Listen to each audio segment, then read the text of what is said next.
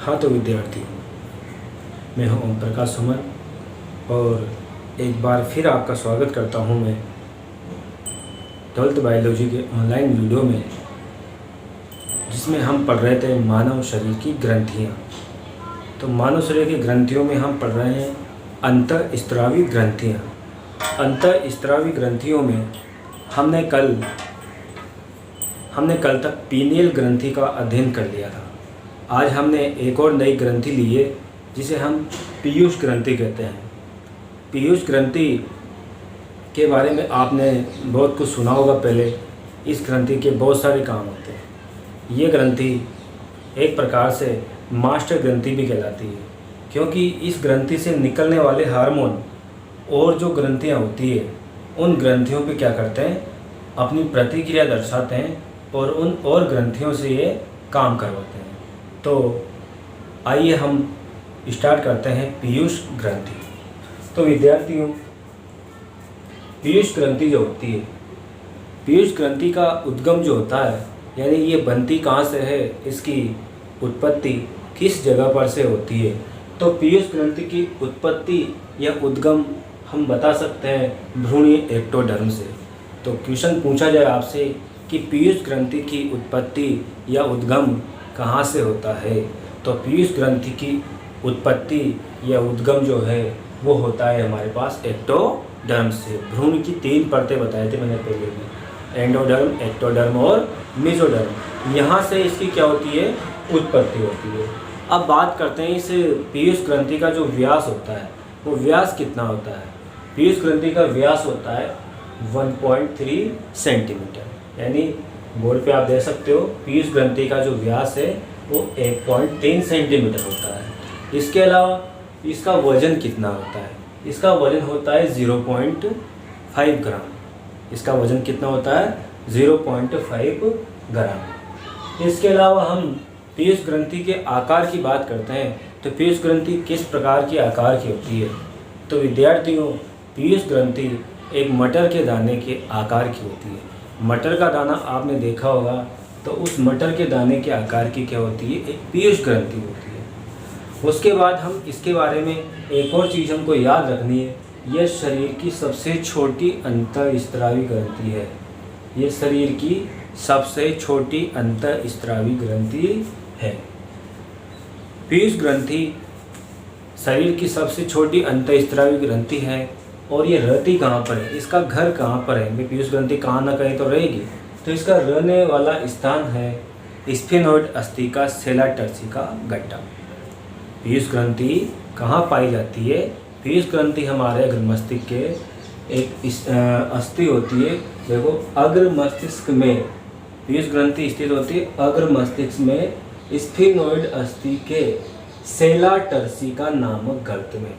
पीयूष ग्रंथि की स्थिति की बात करते हैं, तो पीयूष ग्रंथि स्थित होती है सेला टर्सी का नामक गर्त में। तो ये देखिए, हम यहाँ पे देखते हैं, ये हमारा होता है हाइपोथैलेमस। ये जो है ये क्या है, हाइपोथैलेमस। हाइपोथैलेमस, ठीक है, ये होता है हमारा हाइपोथैलेमस। अब हाइपोथैलेमस से एक व्रंत निकलता है, इस व्रंत को कहते हैं इन्फंडिबुलम। हाइपोथैलेमस से एक व्रंत निकलता है जिसको कहते हैं हम इन्फंडिबुलम, और इस इन्फंडिबुलम से ही क्या जुड़ी रहती है, ये पीयूष ग्रंथि जुड़ी रहती है। कौन सी ग्रंथि जुड़ी रहती है, पीयूष ग्रंथि। तो हाइपोथैलेमस से निकला एक व्रंत है जिसका नाम है इन्फंडिबुलम, और इस इन्फंडिबुलम से ये पीयूष ग्रंथि जुड़ी रहती है। जिस भाग से ये पीयूष ग्रंथि जुड़ती है उस जगह को बोला जाता है कोलर। उस जगह को क्या बोला जाता है, कोलर। तो विद्यार्थियों, इसमें इसके अलावा पीयूष ग्रंथि की बात करते हैं, तो ये यहाँ पे कौन सी जगह पे होती है, तो ये होती है हमारी स्फीनोइड अस्थि। स्फीनोइड अस्थि, इस स्फीनोइड अस्थि के द्वारा एक गड्ढे का निर्माण किया जाता है यहाँ पर। इस गड्ढे को बोला जाता है सेला टर्सिका। इस गड्ढे को क्या कहा जाता है, सेला टर्सिका नामक गड्ढा। तो हम अच्छी तरह से पहचान लेंगे कि पीयूष ग्रंथि की स्थिति कहाँ पर होती है। हमने पढ़ा है कि पीयूष ग्रंथि की जो स्थिति होती है ये एक स्फिनोइड अस्थि होती है हमारे मस्तिष्क में, कपाल में। तो कपाल की स्फिनोइड अस्थि होती है, उस स्फिनोइड अस्थि का एक गड्ढा होता है सेला टर्सिका।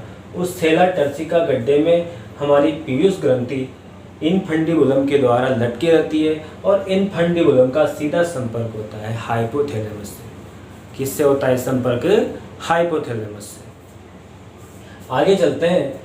इसके बाद हम पीयूष ग्रंथि की संरचना के बारे में अध्ययन कर लेते हैं कि पीयूष ग्रंथि की संरचना में कौन कौन से भाग पाए जाते हैं।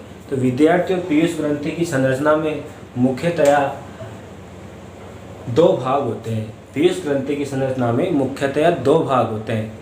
एक भाग तो होता है अग्रपाली, एक भाग होता है पश्चपाली। तो देखिए विद्यार्थियों, ये होती है अग्रपाली। पीयूष ग्रंथि की ये जो 2 पालियाँ नजर आ रही है, एक तो ये वाला भाग, एक ये वाला भाग। ये इसको मैं थोड़ा इस तरह से कर देता हूँ। ये वाला जो भाग है, लाइनिंग वाला भाग है, इस लाइनिंग वाले भाग को हम कहते हैं अग्रपाली। ये इसी को कहते हैं एडिनोहाइपोफाइसिस। पीयूष ग्रंथि की अग्रपाली का दूसरा नाम है एडिनोहाइपोफाइसिस। क्या नाम है इसका? एडिनोहाइपोफाइसिस। क्या नाम है? एडिनोहाइपोफाइसिस। तो पीयूष ग्रंथि की अग्रपाली को हम क्या कहते हैं? एडिनोहाइपोफाइसिस। ये पूरी संपूर्ण जो पीयूष ग्रंथि होती है, इस संपूर्ण पीयूष ग्रंथि का ये 75% भाग बनाती है। कितना परसेंट भाग बनाती है? 75% भाग बनाती है। और इस एडिनोहाइपोफाइसिस के अलावा एक और पार्ट होता है, उस पार्ट को कहते हैं हम न्यूरोहाइपोफाइसिस या पश्चपाली।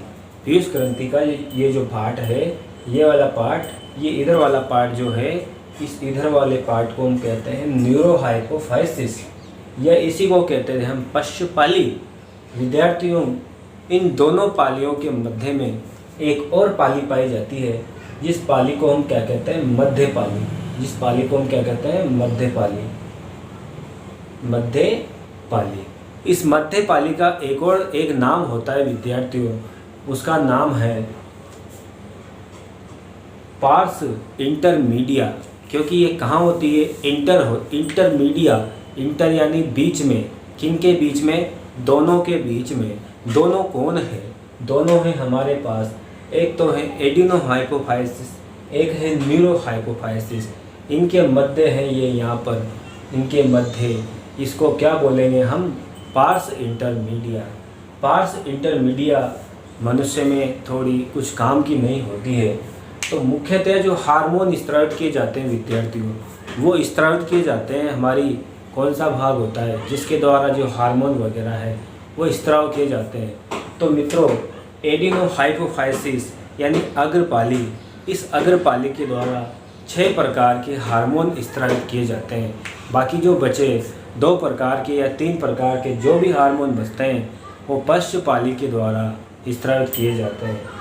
इसके अलावा हम देखेंगे कि जो एडिनोहाइपोफाइसिस है, जो अग्रपाली है, उस अग्रपाली को भी हमने क्या कर रखा है? 3 भागों में बांट रखा है। कितने भागों में बांट रखा है? 3 भागों में। 3 भाग कौन कौन से हैं? वैसे तो ये भाग बांटना हमारी आरबीसी की बुक के अनुसार बांटे गए हैं, लेकिन ऐसे कोई भाग वाग नहीं होते हैं। पीयूष ग्रंथि का जो सबसे यानी एडिनोहाइपोफाइसिस का वो भाग जो ये व्रंत होता है इनफंडिबुलम, इस व्रंत के इनफंडिबुलम के चारों ओर होता है, उस भाग को हम कह देते हैं पार्स ट्यूबरेलिस। ट्यूबरेलिस मतलब होता है एक नलिका। इनफंडिबुलम एक तंतुमय नलिका होती है, इस तंतुमय नलिका के चारों ओर पार्स ट्यूबरेलिस होता है। तो इस वाले भाग को हम कहते हैं पार्स ट्यूबरेलिस। पार्स ट्यूबरेलिस जो भाग होता है ये नो हार्मोन रीजन होता है। एडिनोहाइपोफाइसिस का वह भाग जहाँ पर से कोई भी हार्मोन स्रावित नहीं होता है। यानी पीयूष ग्रंथि का वह भाग कौन सा है? यानी पीयूष ग्रंथि की अग्रपाली का एडिनोहाइपोफाइसिस का वह पार्ट कौन सा है जहाँ से कोई भी हार्मोन स्रावित नहीं होता है? तो उस जगह को बोलते हैं पार्स ट्यूबरेलिस। क्या बोलते हैं? पार्स ट्यूबरेलिस। ये इनफंडिबुलम या जो व्रंत होता है उस व्रंत के चारों ओर ये स्थित होता है। इसी को हम कह देते हैं पार्स ट्यूबरेलिस, या इनफंडिबुलम के चारों ओर पाया जाने वाला जो पीयूष ग्रंथि का पार्ट है उसको क्या कहा जाता है, पार्स ट्यूबरेलिस। उसके बाद एडिनोहाइपोफाइसिस या अग्रपालिका जो भाग है उसको बोलते हैं पार्स इंटरमीडिया।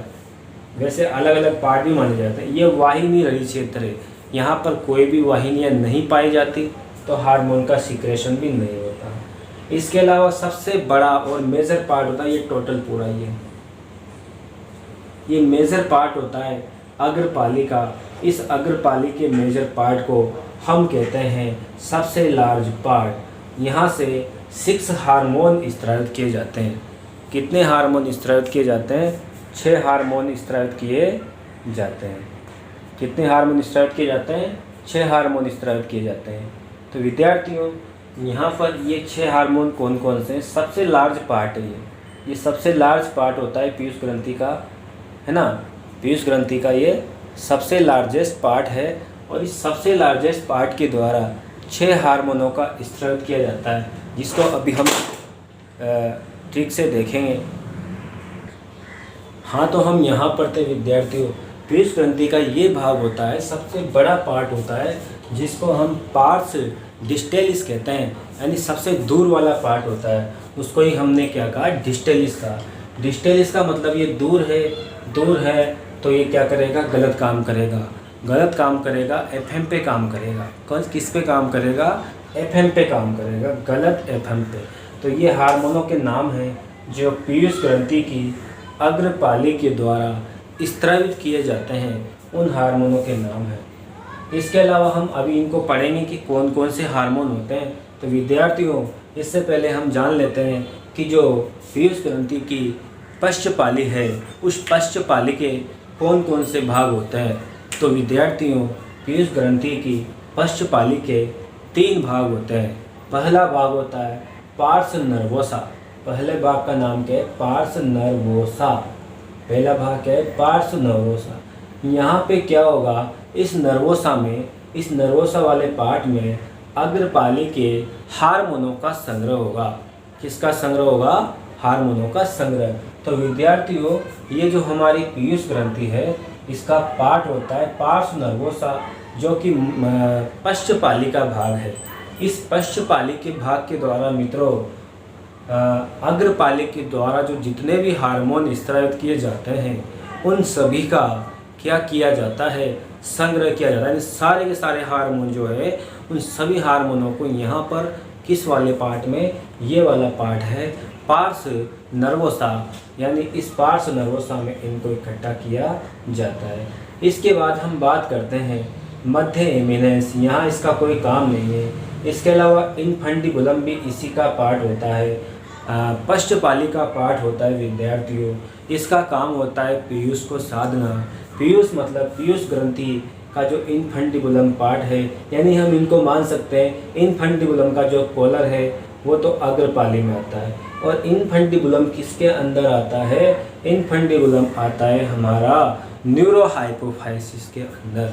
किसके अंदर आता है? न्यूरोहाइपोफाइसिस भाग के अंदर आता है।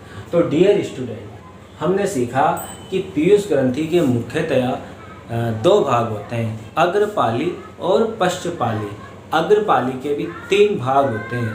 पहला भाग होता है पार्स ट्यूबरेलिस, उसके अलावा pars intermedia, pars tuberalis, pars intermedia और पार्स डिस्टेलिस। सबसे इम्पोर्टेंट होता है पार्स डिस्टेलिस। इसके बाद की बात करते हैं हम, इसके द्वारा पीयूष ग्रंथि के द्वारा कौन कौन से हार्मोन स्रावित किए जाते हैं। तो विद्यार्थियों, इसके लिए एक ट्रिक बनाई गई है, गलत एफएम पे ओए। गलत एफएम पे ओए। इस ट्रिक को आप अच्छे से सुमिरन कर लीजिए, याद कर लीजिए, क्योंकि इस ट्रिक के द्वारा हम ये जानेंगे कि कौन कौन से हार्मोन इस पीयूष ग्रंथि के द्वारा स्रावित किए जाते हैं, और एक एक करके हम सभी हार्मोनों का भी अध्ययन करेंगे। ठीक है, तो बात करते हैं हम स्रावित हार्मोन कि कौन कौन से हार्मोन स्रावित किए जाते हैं। सबसे पहले हम इसको बात करते हैं यहाँ से।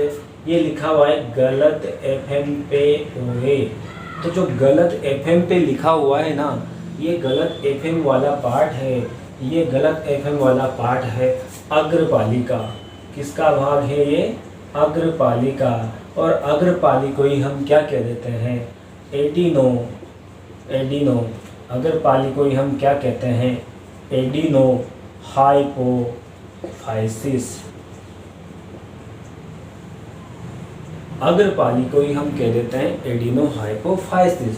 तो विद्यार्थियों, ये अग्रपाली का पार्ट है इस एडिनो हाइपोफाइसिस। इसके द्वारा मुख्यतः 6 प्रकार के हार्मोन स्रावित किए जाते हैं। मैं एक एक के नाम लिख रहा हूँ यहाँ पर। पहला हार्मोन होता है ग्रोथ हार्मोन। अग्रपाली के द्वारा सबसे पहला हार्मोन स्रावित किया जाता है ग्रोथ हार्मोन, जो छोटे बच्चों में और वयस्कों में ग्रोथ के लिए, वृद्धि के लिए जिम्मेदार होता है। इसके अलावा एल से निकलेगा LH। LH का मतलब होता है ल्यूटिनाइजिंग। LH का मतलब क्या होता है? ल्यूटिनाइजिंग। ल्यूटिनाइजिंग हार्मोन जो है, यह एक प्रकार का एंड्रोजन हार्मोन है या एक प्रकार का गोनेडोट्रोपिन है। गोनेडोट्रोपिन। तो ये जो ग्रोथ हार्मोन का जो LH है, ये LH एक प्रकार का गोनेडोट्रोपिन हार्मोन है। यहाँ पे 2 हार्मोन होते हैं, एस्ट्रोजन, प्रोजेस्टेरोन, टेस्टोस्टेरोन। ये इसी की श्रेणी में आते हैं। इसके अलावा आता है हमारे पास ACTH। ऐसे क्या बनेगा? ACTH। ACTH का पूरा नाम है, मैं यहाँ पे लिख देता हूँ। ये कितने हो गए हमारे पास? 2 हो गए। तीसरा जो हार्मोन है, नंबर 3, उसका नाम है एड्रीनो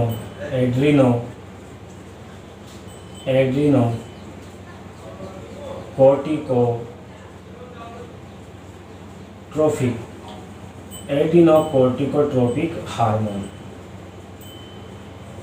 तो विद्यार्थियों, ये जो एड्रीनोकोर्टिकोट्रोपिक हार्मोन है, ये एड्रिनल ग्रंथि के लिए स्रावित किया जाता है पीयूष के द्वारा। इसके अलावा TSH कौन सा हार्मोन होता है? इसका नाम है थायराइड स्टिमुलेटिंग हार्मोन या थायराइड प्रेरक हार्मोन। कौन सा हार्मोन? Thyroid stimulating hormone. अगला हार्मोन आता है F से बनेगा FSH।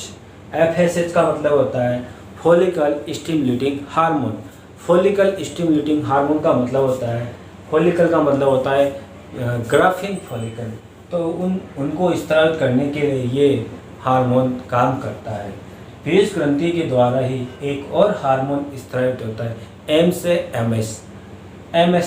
MSH का मतलब होता है मेलेनोसाइट स्टिमुलेटिंग हार्मोन। ये हार्मोन क्या करता है? मेलेनोसाइट कोशिकाओं को मेलेनिन वर्णक बनाने के लिए प्रेरित करता है, जिससे कि त्वचा का रंग गहरा होता है। MSH का काम क्या होता है? त्वचा के रंग को गहरा करना। उसके बाद एक और हार्मोन स्रावित किया जाता है, जिसको बोला जाता है प्रोलैक्टिन। जो कौन सा हार्मोन होता है? प्रोलैक्टिन हार्मोन होता है। इस प्रोलैक्टिन हार्मोन जो दुग्ध स्त्राव वगैरह और बर्थ हार्मोन वगैरह, इसको बहुत सारा आगे पढ़ेंगे। तो इसके बाद अगला आता है ऑक्सीटोसिन। ओ से क्या बनेगा? ऑक्सीटोसिन। ये दोनों जो पीछे वाले हैं O और A, ये O और A हमारी पीयूष ग्रंथि के पश्चपाली भाग से स्रावित किए जाते हैं।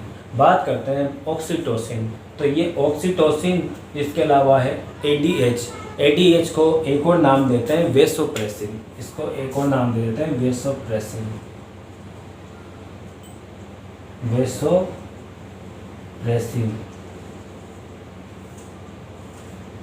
तो ऑक्सीटोसिन और वेसोप्रेसिन।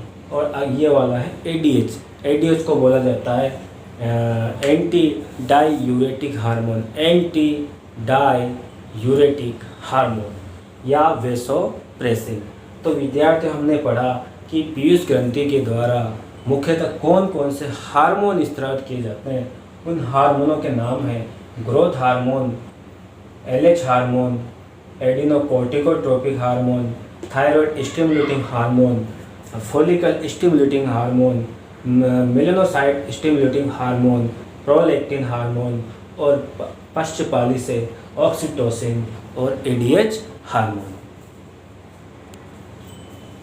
अब विद्यार्थियों, जो कुछ भी हमने पढ़ा है अब हम उसका क्या कर लेते हैं, रिवीजन कर लेते हैं। हमने पढ़ा है, देखिए, पीयूष ग्रंथि। पीयूष ग्रंथि का उद्गम कहाँ से होता है? पीयूष ग्रंथि का उद्गम भ्रूणीय एक्टोडर्म से होता है। यहाँ पर जो भी बोर्ड पे जो भी लाइन लिखी हुई है उसका आप ऐसा के ऐसे नोट्स बना सकते हो। इसका व्यास होता है 1.3 सेंटीमीटर। इसके अलावा इसका वजन हमने पढ़ा, इसका वजन होता है 0.5 ग्राम। इसके अलावा इसकी स्थिति हमने जानी, पीयूष ग्रंथि कहाँ स्थित होती है। पीयूष ग्रंथि हमारे कपाल की स्फीनोइड अस्थि होती है। उस स्फीनोइड अस्थि का एक गड्ढा होता है, उस गड्ढे का नाम है सेला टर्सिका। उस सेला टर्सिका में ये पीयूष ग्रंथि लटकी रहती है, किसके द्वारा? इनफंडिबुलम के द्वारा। किसके द्वारा लटकी रहती है? इनफंडिबुलम के द्वारा। इसके अलावा हमने पढ़ा कि इसका आकार कैसा होता है। पीयूष ग्रंथि का आकार होता है मटर के दाने के जैसा। कैसा आकार होता है? मटर के दाने के जैसा। तो विद्यार्थियों, ये मटर के दाने के आकार की ग्रंथि है। इसको मास्टर ग्रंथि भी कहते हैं। मटर से याद रखिएगा, मटर मास्टर, तो ऐसे भी हम याद कर सकते हैं। इसके अलावा हमने देखा कि ये शरीर की सबसे छोटी अंतःस्रावी ग्रंथि है। हमारे शरीर की सबसे छोटी अंतःस्रावी ग्रंथि क्या नाम है? पीयूष ग्रंथि। बात करते हैं इसकी संरचना। तो पीयूष ग्रंथि हमने पढ़ी थी कि पीयूष ग्रंथि के 2 भाग होते हैं। एक भाग होता है अग्रपाली, एक भाग होता है पश्चपाली। अग्रपाली के भी 3 भाग, पश्चपाली के भी 3 भाग। एनसीईआरटी के अनुसार आप याद मत रखिए, एनसीईआरटी के अनुसार तो आप तैयार रख लीजिए अग्रपाली और पश्चपाली। और अग्रपाली और पश्चपाली के बीच में जो स्थान होता है उस स्थान को क्या कहेंगे हम? Parse intermedia. तो सबसे ज़्यादा हार्मोन कौन से भाग के द्वारा स्रावित किए जाते हैं? तो सबसे ज़्यादा हार्मोन स्रावित किए जाते हैं एडिनो हाइपोफाइसिस के द्वारा। ऐसे एडिनो हाइपोफाइसिस भाग के द्वारा 6 हार्मोन स्रावित किए जाते हैं। हमने ट्रिक बताई थी, गलत एफएम पे ओए, गलत एफएम पे। पहला हार्मोन ग्रोथ हार्मोन, दूसरा hormone adreno corticotropic hormone, luteinising hormone, thyroid stimulating hormone, F follicle stimulating hormone, MSH melanocyte प्रेरक हार्मोन या मेलेनोसाइट स्टिमुलेटिंग हार्मोन। इसके अलावा प्रोलैक्टिन हार्मोन, और लास्ट में बचता है हमारे पास ओ ए। ओ ए का मतलब ऑक्सीटोसिन, ए का मतलब ए का मतलब होता है एडीएच एंटी डाययूरेटिक, या फिर इसका नाम होता है वेसोप्रेसिन। तो विद्यार्थियों, इस वीडियो में इतना ही। इसमें हम पीयूष ग्रंथि की सामान्य जानकारी आपके सामने मैंने रखी। इसमें अगर आपको कुछ कमी लगे तो मुझे कमेंट बॉक्स में लिखें और इस वीडियो को ज़्यादा से ज़्यादा शेयर करें। विद्यार्थी, ये वीडियो कक्षा 12, कक्षा 10, तो विद्यार्थी इस वीडियो के बारे में आपको बता देता हूँ। ये जो वीडियो है, ये हमारा वीडियो कौन कौन सी कक्षाओं के लिए इम्पोर्टेंट है? तो ये इम्पोर्टेंट है हमारे लिए कक्षा 10, 11, 12, यहाँ तक कि ये वीडियो रीट और जनरल साइंस और पटवार के लिए भी क्या है, ये इम्पोर्टेंट है। तो ये सभी के लिए इम्पोर्टेंट है, चाहे बीएससी करो, बीएससी में भी यही मैटर है। अगर बीएससी में आप कहीं जूलॉजी में ये जो टॉपिक पढ़ते हो पीयूष ग्रंथि वाला, तो इससे ज़्यादा आपको कहीं नहीं मिलेगा। ठीक है, विश्वास रखिए। कक्षा 10 में, कक्षा 12 में और 11 में ये टॉपिक है और बहुत ही इम्पोर्टेंट है। कक्षा 10 में थोड़ा लेवल कम है, लेकिन मैंने सारी लेवल का बता दिया है, इससे बाहर कुछ नहीं होगा। इसके बाद हम इतनी ही डिटेल से पीयूष ग्रंथि के द्वारा स्रावित होने वाले सभी हार्मोनों के बारे में वर्णन करेंगे विस्तार से। जय हिंद, जय भारत।